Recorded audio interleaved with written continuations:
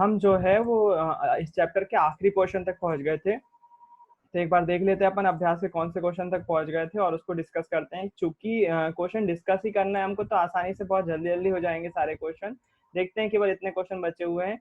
उन वियोजन वियोजन अभिक्रियाओं के एक एक समीकरण दीजिए जिसमें ऊष्मा, प्रकाश एवं विद्युत के रूप में ऊर्जा प्रदान की जाती है। वियोजन अभिक्रियाओं का एक उदाहरण दिया जिसमें ऊष्मा, प्रकाश और विद्युत के रूप में ऊर्जा प्रदान की जाती है। तो 3 रिएक्शन इसमें लिखना पड़ेगी, जिसमें एक में ऊष्मा दी जा रही है जिससे वियोजन अभिक्रिया हो रही है, एक में प्रकाश दिया जा रहा है जिससे वियोजन अभिक्रिया हो रही है, और एक में विद्युत दी जा रही है जिसके कारण से जो है वो वियोजन अभिक्रिया हो रही है। तो एक बार मैं लिख के बताता हूँ आपको ये कैसे सॉल्व होगा। मैं आपको पेन की स्क्रीन पर ले जाता हूँ और हमसे क्वेश्चन पूछा हुआ है, बोले वियोजन अभिक्रिया बताना है। वियोजन अभिक्रिया बताना है, ऐसे और ऐसे उदाहरण देना है जिसमें ऊष्मा देने पर वियोजन हो रही हो, प्रकाश देने पर वियोजन हो रही हो और विद्युत देने पर वियोजन हो रही हो, है ना। तो पहले हम लिखते हैं ऊष्मा देने पर वियोजन किसका हो रहा है ना। ऊष्मा देने पर वियोजन किसका हो रहा है। तो सबसे पहले ऊष्मा देने पर वियोजन अभिक्रिया का उदाहरण है, हम कैल्शियम कार्बोनेट को अगर गर्म करते हैं, तो कैल्शियम कार्बोनेट को गर्म करते हैं तो कैल्शियम कार्बोनेट का फॉर्मूला होता है CaCO3। राइटिंग पे ध्यान ना दें। CaCO3 को गर्म करते हैं, गर्म करने का साइन बना देते हैं हम यहाँ पर ऊष्मा के रूप में लिख सकते हैं। यहाँ पर चेंजेस टू का साइन लगाया और यहाँ पर लिख दिया ऊष्मा, या फिर गर्म करने का साइन ऐसा होता है, ट्रायंगल बना देते हैं। CaCO3 को गर्म करते हैं तो हमें दो चीज प्राप्त होती हैं। पहला तो प्राप्त होता है CaO, जिसको हम कैल्शियम ऑक्साइड बोलते हैं और कॉमनली इसका नेम है बिना बुझा हुआ चूना, है ना। बिना बुझा हुआ चूना CaO, कैल्शियम ऑक्साइड, और साथ ही निकलती है कार्बन डाइऑक्साइड गैस। तो देखो वियोजन अभिक्रिया का उदाहरण है कि नहीं, यहाँ पर एक अभिकारक टूटकर दो या दो से अधिक उत्पाद बना रहा है, बना रहा कि नहीं बना रहा। तो ये बिल्कुल वियोजन अभिक्रिया का उदाहरण है। और किसके कारण से हो रहा है वियोजन, ऊष्मा के कारण से हो रहा है। हमने इसको ऊष्मा दी, किसको, कैल्शियम कार्बोनेट को ऊष्मा दी, तो क्या हो रहा है, ये टूटकर दो उत्पाद बना रहा है, जो कि वियोजन अभिक्रिया का क्लियर उदाहरण है। सिंपल है ना, कुछ भी टफ नहीं है। दूसरा उदाहरण देखते हैं, प्रकाश के कारण से। प्रकाश के कारण से कैसे वियोजन हो रहा है, प्रकाश के कारण से कैसे वियोजन हो। तो प्रकाश वाले वियोजन में मैंने आपको कल ही बताया था कि वो सूर्य, एक चित्र बना हुआ है आपकी बुक में, सूर्य से प्रकाश आ रहा होता है, वो वाला चित्र आपको याद रखना है। वहां पर जो है वो सिल्वर ब्रोमाइड का यूज कर रहे होते हैं हम, सिल्वर ब्रोमाइड AgBr को हम क्या करते हैं, हम जो AgBr या सिल्वर क्लोराइड भी यूज कर सकते हो, कुछ भी कर सकते हो। मैं सिल्वर ब्रोमाइड ले रहा हूँ, सिल्वर आयोडाइड भी ले सकते हो, है ना। वो दो रिएक्शन वहां पर लिखी हुई है। तो AgBr को जब हम सूर्य का प्रकाश देते हैं, यहाँ पर लिखेंगे सूर्य का प्रकाश, या फिर इंग्लिश में लिख सकते हो आप सनलाइट, है ना। सनलाइट बिल्कुल लिख सकते हो, कोई साइंस में यही फायदा है, आप इंग्लिश टर्म का यूज कर सकते हो, यही खासियत है साइंस की, और कोई मार्क्स नहीं कटेंगे आपके। सनलाइट लिखेंगे, सनलाइट। सनलाइट जैसे दी, सूर्य का प्रकाश जैसे दिया, तो ये दो चीजों में टूट जाएगा। पहला तो होगा Ag और दूसरा होगा Br2 यानी कि ब्रोमीन गैस के रूप में निकल जाएगा ये Ag और Br2। Ag Br2 में टूट जाएगा, लेकिन अब रिएक्शन बैलेंस नहीं है यहाँ पर, तो बैलेंस करने के लिए हम क्या करेंगे, Br2 के आगे 2 लगा देंगे, और यहाँ पर जब इसके आगे 2 लगा देंगे तो Ag के आगे भी 2 लगाना पड़ेगा। रिएक्शन हमारी कैसे हो जाएगी, अब बैलेंस हो जाएगी। तो ये हमने ऊष्मा लिख ली, फिर उसके बाद प्रकाश लिख लिया, फिर उसके बाद जो है वो तीसरा जो हम देख रहे हैं बोला हुआ है, विद्युत के कारण से कैसे वियोजन अभिक्रिया होती है। देखो सभी वियोजन अभिक्रिया के उदाहरण है, सभी में वियोजन हो रहा है। अब जो है वो हमसे पूछा हुआ है विद्युत के कारण से कैसे वियोजन होता है। तो एक प्रैक्टिकल बताया था मैंने आपको, वीडियो भी दिखाया था, पानी से कैसे हाइड्रोजन और ऑक्सीजन गैस अलग अलग की जा सकती है। तो उसमें अपन ने विद्युत अपघटन का तो यूज किया था, विद्युत धारा प्रवाहित करवाई थी पानी में। तो एक जगह एक इलेक्ट्रोड पर हाइड्रोजन गैस जमा हो गई थी, एक में ऑक्सीजन, सॉरी हाँ, एक में हाइड्रोजन और एक में ऑक्सीजन गैस जमा हो गई थी। और ये भी अपन ने गौर किया था कि हाइड्रोजन गैस दुगनी थी ऑक्सीजन की तुलना में। क्यों, क्योंकि हाइड्रोजन H2 ज्यादा मात्रा में होती है, पानी के मॉलिक्यूल में हाइड्रोजन H2 होती है, 2 परमाणु होते हैं उसके, और ऑक्सीजन का एक रहता है, जिसके कारण से जो है वो हाइड्रोजन गैस ज्यादा जमा होती है। तो विद्युत जो है वो कैसे पानी को अपघटित कर देती है, तो यहाँ पर लिखेंगे हम H2O, पानी का सूत्र था H2O, और इसका हमने क्या करवाया, विद्युत प्रोवाइड करवाई, तो यहाँ पर लिखेंगे विद्युत अपघटन। वैद्युत अपघटन भी लिख सकते हो आप, विद्युत अपघटन।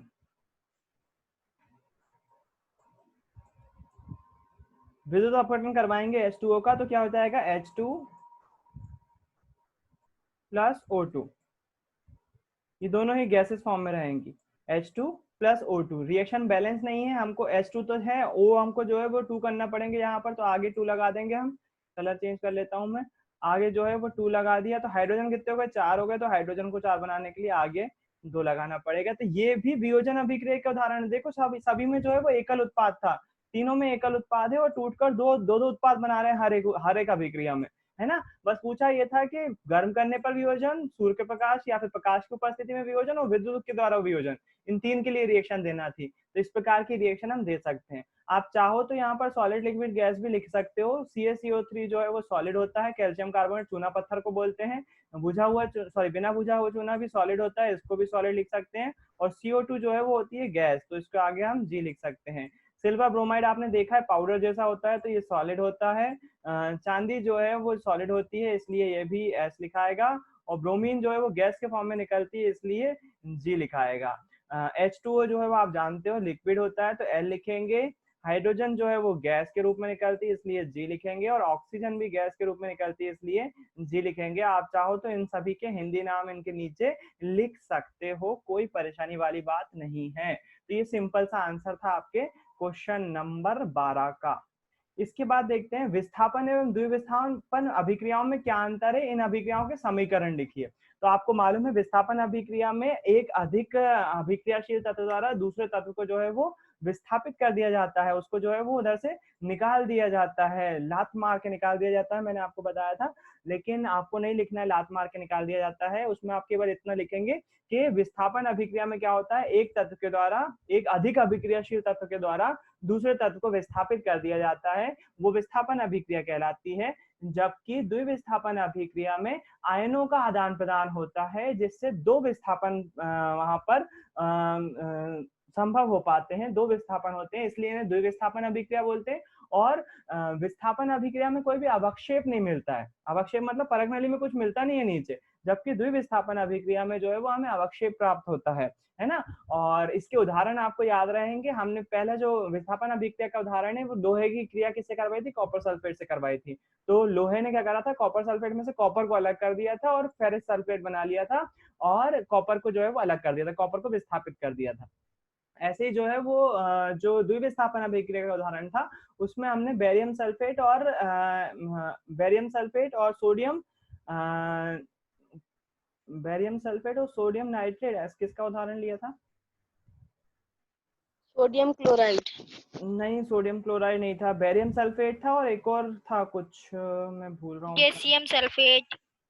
कैल्शियम सल्फेट तो हो ही नहीं सकता। नहीं, potassium sulphate changes to barium sulphate plus हाँ पोटेशियम बिल्कुल, वो क्लोराइड। द्विविस्थापन अभिक्रिया का उदाहरण है। लेकिन मुझे अभी भी थोड़ा सा मैं बता दे रहा हूँ आपको, मैं किस अभिक्रिया की बात कर रहा हूँ। जो यहाँ पर लिखी हुई है ना, मैं उस अभिक्रिया की बात कर रहा हूँ। एक्चुअली माइंड मैप के कारण से मैं हमेशा ये वाली रिएक्शन में, ये भी ये इस पोजीशन पे आती है ना, फेरस सल्फेट। फेरस सल्फेट का जो है ये वियोजन अभिक्रिया है, फेरिक ऑक्साइड बना रहा है, सल्फर डाइऑक्साइड और सल्फर ट्राइऑक्साइड, ये वाली अभिक्रिया में। और इसी पेज पर जो है ये वाली अभिक्रिया आती है, कौन सी, द्विविस्थापन अभिक्रिया। देखो मैं बताता हूँ आपको, ये वाली अभिक्रिया, sodium sulphate plus barium chloride. इसमें और उसमें मेरे को बहुत फर्क, बहुत ज्यादा दिक्कत जाती है, माइंड मैप के कारण से सेम पोजीशन पे आती है ये, तो मेरे को सल्फर डाइऑक्साइड सल्फर ट्राइऑक्साइड से जो है वो एक गड़बड़ हो जाता है। यहाँ पर जो है वो सोडियम सल्फेट ले रहे होते हैं और बेरियम क्लोराइड ले रहे होते हैं, BaSO4 बन जाता है और सोडियम क्लोराइड बन जाता है ना। तो यहाँ पर जो है वो इन दो मेरे को उसका और इसका जो है वो मिक्स हो जाती है रिएक्शन। हो सकता है आपके साथ भी हो और कई बच्चों के साथ होता है ऐसा, है ना, कि एक माइंड मैप के कारण से, माइंड मैप की ये कमी है थोड़ी सी, तो हम जितनी बार प्रैक्टिस करेंगे उतना ही ज्यादा अच्छा रहेगा। जो आपने रिएक्शन बताई थी वो भी सही थी, जरूरी नहीं है द्विविस्थापन अभिक्रिया का एक ही उदाहरण मौजूद है, बिल्कुल आप वाला भी लिख सकते हो, वो भी सही है ना। तो द्विविस्थापन अभिक्रिया में दो विस्थापन हो रहे होते हैं, सबसे मेन बात जो है वो इसमें जो है वो आयनों का आदान प्रदान हो रहा होता, आयनों के अभिकारण, आयनों के कारण से, आयनों के आदान प्रदान के कारण से ही काय का निर्माण होता है और अवक्षेप का निर्माण होता है। एक और ये भी अंतर है कि विस्थापन अभिक्रिया में अवक्षेप नहीं बनता है, द्विविस्थापन अभिक्रिया में अवक्षेप बनता है। पहले एक अंतर तो होगा इनका डेफिनेशन, इनकी परिभाषा। दूसरा इनका जो है वो उसमें जो है वो एक पदार्थ को अलग किया जाता है, इसमें एक पदार्थ विस्थापित होता है, जबकि यहाँ पर जो है वो दो पदार्थों का विस्थापन हो रहा होता है। इसमें आयन भाग लेते हैं, इसमें इस अभिक्रिया में, कौन सी द्विविस्थापन अभिक्रिया में आयन भाग लेते हैं, जबकि विस्थापन में आयन का कोई लेना देना नहीं है। और इसमें जो है वो अवक्षेप बनता है द्विविस्थापन अभिक्रिया में। विस्थापन अभिक्रिया में अवक्षेप कहाँ बना था, नीचे कहीं नहीं दिखा था आपको अवक्षेप, कॉपर जो है वो कील के ऊपर ही जमा हो गया था। तो इस सब चीजों को आप याद रखेंगे। अगला देखते हैं हम।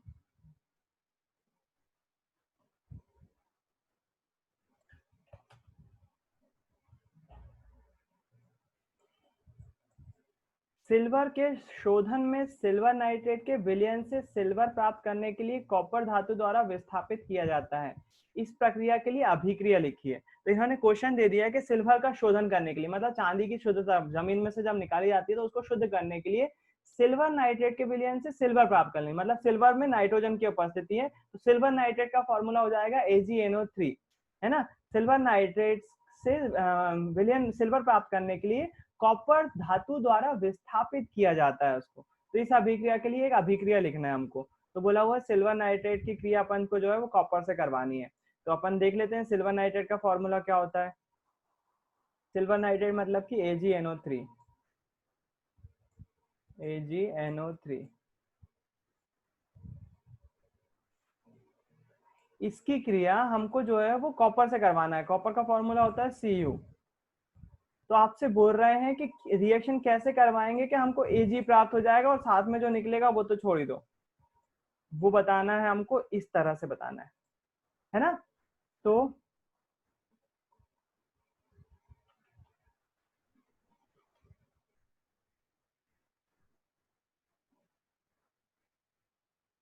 भैया मैं बताऊं? हाँ हाँ लक्ष्मी बोलो। भैया इसमें आ जाएगा copper nitrate plus Ag plus silver. Copper nitrate का फॉर्मूला याद है? मैं कॉपर नाइट्रेट का फॉर्मूला एक्चुअली ढूंढ रहा हूँ, मैं भूल गया हूँ कॉपर नाइट्रेट का फॉर्मूला।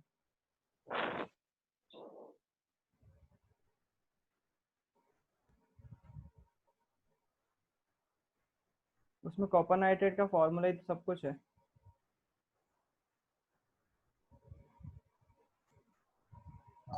CuNO3 का होल ट्वाइस। NO3 का होल ट्वाइस पक्का? पक्का। वो आपने एक दिन लिखवाया था ना, तो मेरे पास स्क्रीनशॉट रखा है, याद भी अच्छा, था।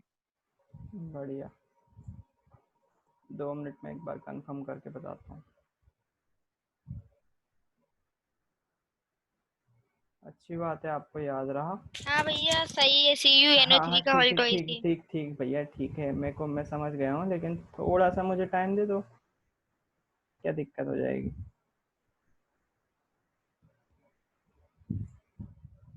हाँ बिल्कुल सही है ना, मैं कंफर्म कर रहा था।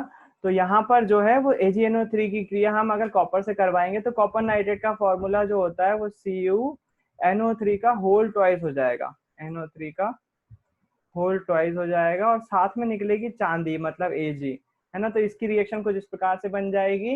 अब जो है रिएक्शन बैलेंस करना पड़ेगी। तो यहाँ पर ऑक्सीजन दिखाई दे रहे हैं आपको, ऑक्सीजन 3 दूनी 6 हो जाएंगे, तो यहाँ पर हमको 6 करना पड़ेंगे ऑक्सीजन। आगे 2 लगा दूंगा तो Ag भी 2 हो जाएंगे, NO भी N भी 2 हो जाएंगे। तो N तो 2 है ही यहाँ पर, लेकिन Ag को 2 करने के लिए हमको आगे 2 लगाना पड़ेगा। अब रिएक्शन कैसी हो जाएगी, बैलेंस हो जाएगी।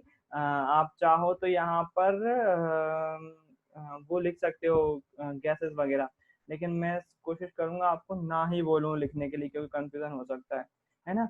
वैसे अगर लिखना चाहो तो मत लिखो, रहने दो। एक्वस फॉर्म में होता है सॉलिड, एक्वस और सॉलिड।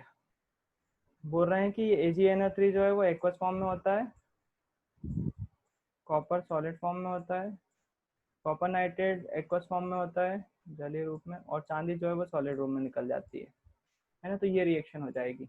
मेरे ख्याल से क्लियर हो गया, उसमें कोई भी कठिन वाली बात नहीं थी, बस कॉपर नाइट्रेट का फॉर्मूला याद रखना पड़ेगा उसमें। अवक्षेपण अभिक्रिया के नाम से आप क्या समझते, उदाहरण देकर समझाई। तो द्विविस्थापन अभिक्रिया का डेफिनेशन लिखना है, और उसका उदाहरण अब भी हाल जस्ट मैंने आपको बताया, वही अवक्षेपण अभिक्रिया को द्विविस्थापन अभिक्रिया बोलते हैं। तो ऐसी अभिक्रिया जिसमें आयनों का आदान प्रदान होता है और अवक्षेप का निर्माण होता है, साथ साथ दो तत्वों के द्वारा जो है वो विस्थापन की अभिक्रिया होती है। दो तत्व जो है विस्थापित होते हैं अपने स्थान से, है ना, रिप्लेस करते हैं एक दूसरे को, प्रतिस्थापित होते हैं। तो ऐसी अभिक्रियाओं को हम द्विविस्थापन अभिक्रिया बोलते हैं और इन्हीं अभिक्रियाओं को अवक्षेपण अभिक्रिया भी बोलते हैं। क्यों बोलते हैं? क्योंकि इसमें अवक्षेप बनता है, इसलिए इनको अवक्षेपण अभिक्रिया भी कहते हैं। उदाहरण क्या हो जाएगा? अब भी यार बताया था, बेरियम सल्फेट और सोडियम सोडियम फिर भूल गया मैं, बेरियम सल्फेट और sodium nitrate, sodium chloride. Sodium chloride से तो बेरियम क्लोराइड बनता है, बेरियम क्लोराइड बनता है, सोडियम सल्फेट और बेरियम क्लोराइड, हाँ याद आ गया, सोडियम सल्फेट और बेरियम क्लोराइड की क्रिया का उदाहरण आप इसमें बिल्कुल लिख सकते हो। तो बन जाएगा सोडियम क्लोराइड और बेरियम सल्फेट बन जाएगा, है ना, दोनों के रिप्लेस हो जाएंगे, इधर से उधर हो जाएंगे। इसके मीम भी देख सकते हो, बहुत सारे मीम बने हुए हैं, वो बता दूंगा मैं आपको। ऑक्सीजन के योग या हाथ के आधार पर निम्न पदों की व्याख्या कीजिए। आपसे पूछ लिया ऑक्सीकरण, अपचयन और उपचयन में जो है वो उदाहरण सहित बताना है। बिल्कुल बता सकते हो कि नहीं? अपन ने पढ़ी है ऑक्सीकरण अभिक्रिया और उपचयन अभिक्रिया और या फिर अपचयन अभिक्रिया। तो ऐसी होती है उसको हम उपचयन रासायनिक अभिक्रिया बोलते हैं। उदाहरण के लिए C+O2 changes to CO2, oxygen में वृद्धि हो गई, मतलब क्या हो गया? ऑक्सीकरण अभिक्रिया हो गई।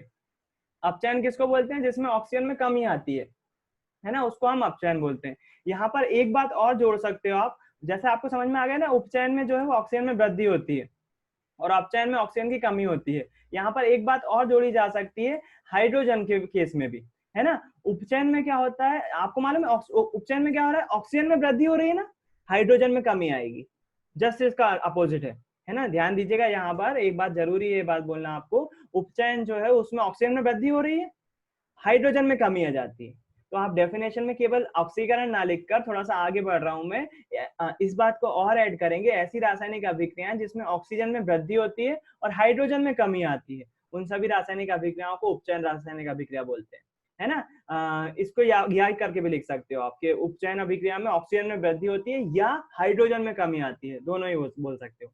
इसके बाद जो है वो अपचयन रासायनिक अभिक्रिया किसको बोलते हैं? जिसमें ऑक्सीजन में कमी आती है या हाइड्रोजन में वृद्धि होती है, ऑक्सीजन में कमी आती है या हाइड्रोजन में वृद्धि होती है, सभी रासायनिक अभिक्रिया अपचयन रासायनिक अभिक्रिया कहलाती हैं। कॉपर का अपचयन जो है वो आपने देखा हुआ है, जिंक के साथ जो है, जिंक का अपचयन भी कॉपर के साथ देख चुके हो आप। अभी कॉपर का अपचयन दिखाया था आपको चांदी के साथ भी, वो भी आप बिल्कुल लिख सकते हो, है ना। तो उन अभिक्रियाओं का आराम से आप नाम लिख सकते हो, क्या मतलब उदाहरण लिख सकते हो, बता चुका हूँ ऑक्सीकरण के उदाहरण, ऑक्सीकरण अपचयन के उदाहरण।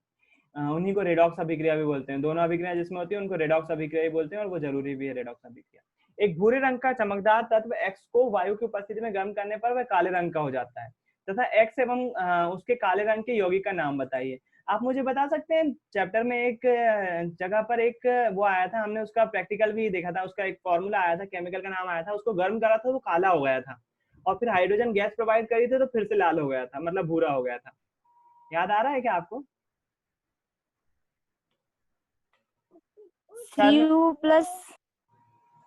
शायद आपको मैं ऊपर ले जाऊं तो आपको याद आ जाए।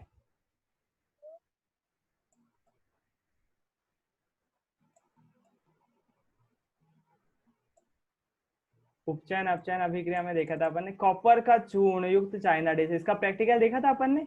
कॉपर के चूर्ण को यदि हम गर्म करते हैं तो काला हो जाता है और यदि इस पर हाइड्रोजन गैस प्रोवाइड की जाती है तो फिर से भूरा हो जाता है, भूरा लाल हो जाता है। याद है कि नहीं? अरे यार प्रैक्टिकल करवाया, प्रैक्टिकल दिखाया था इसका मैंने आपको, कॉपर के चूर्ण को गर्म करने पर वो काला हो जाता है। अब वो प्रैक्टिकल याद नहीं रहेंगे तो फिर कैसे हो जाएगा। ठीक है, तो उस तत्व का नाम जो है वो कॉपर है। कॉपर को वायु की उपस्थिति में गर्म करने पर वह काला हो जाता है। तत्व एक्स और उसके काले रंग के यौगिक का नाम, तो तत्व एक्स का नाम कॉपर हो जाएगा और काले रंग के यौगिक का नाम कॉपर ऑक्साइड हो जाएगा, CuO हो जाएगा। अब आपको प्रैक्टिकल याद नहीं है तो मैं कुछ भी नहीं कर सकता उसमें। हम लोहे की वस्तुओं पर पेंट क्यों करते हैं? लोहा एक धातु है और धातु वायु में उपस्थित नमी और ऑक्सीजन से क्रिया करके जंग का निर्माण करता है। यदि हम उस पर पेंट कर देते हैं तो उसकी सतह का संपर्क वायु से टूट जाता है और जंग नहीं बन पाती है और लोहे का संचारण रुक जाता है, इसलिए हम लोहे की वस्तुओं पर पेंट करते हैं। ये बहुत ज्यादा इंपॉर्टेंट क्वेश्चन है इस बार का।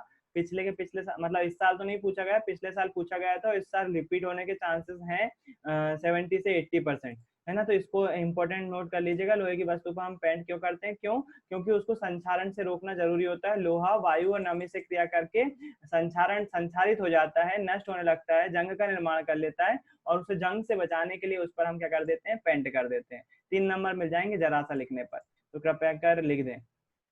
तेल एवं वसायुक्त खाद्य पदार्थों को नाइट्रोजन से प्रभावित क्यों किया जाता है। तो विकृत गणिता जब टॉपिक पढ़ा था तो मैंने बताया था आपको, तेल और वसायुक्त खाद्य पदार्थ सामग्री को जो है वो नाइट्रोजन गैस भर दी जाती है उसमें। क्यों? क्योंकि अगर नाइट्रोजन गैस नहीं भरेंगे तो वो सभी खाद्य पदार्थ क्या करेंगे, वायु में उपस्थित ऑक्सीजन से क्रिया करके ऑक्सीकृत हो जाएंगे, उनका क्या हो जाएगा, उपचयन हो जाएगा, और उपचयन हो जाने के बाद क्या हो जाएंगे, वो उनमें से गंध आने लगेगी या फिर वो खराब हो जाएंगे। तो उनको खराब होने से बचाने के लिए उसमें क्या भर दी जाती है, नाइट्रोजन गैस। नाइट्रोजन गैस कौन सी गैस है, अक्रिय गैस है, वो किसी से भी क्रिया नहीं करती है, जिसके कारण से क्या हो जाता है, खाद्य पदार्थ जो है वो अपने शुद्ध रूप में जो है वो बने रहते हैं, है ना। इसलिए जो है उनके अंदर नाइट्रोजन गैस भरी जाती है। मैंने बताया था चिप्स के पैकेट में नाइट्रोजन गैस भरी रहती है, क्योंकि अगर चिप्स नाइट्रोजन गैस नहीं भरेंगे, उसकी जगह कोई और गैस भरेंगे, तो वो क्या करेगी, चिप्स के साथ क्रिया करके तब भी खाने को खराब ही कर देगी। नाइट्रोजन गैस अक्रिय गैस है, अक्रिय मतलब किसी से क्रिया नहीं करती, तो वो इसलिए भर दी जाती है उसमें, वो चिप्स के साथ क्रिया भी नहीं करती है और उसकी दूसरे से गैस से क्रिया होने भी नहीं देती है। एक तरह से नाइट्रोजन खराब गैस है, खराब दोस्त है, जो खुद भी उससे बात नहीं कर रहा है अपने दोस्त से, और दूसरे से भी उसको बात नहीं करने दे रहा है, तो इसलिए नाइट्रोजन गैस उसमें भरी जाती है।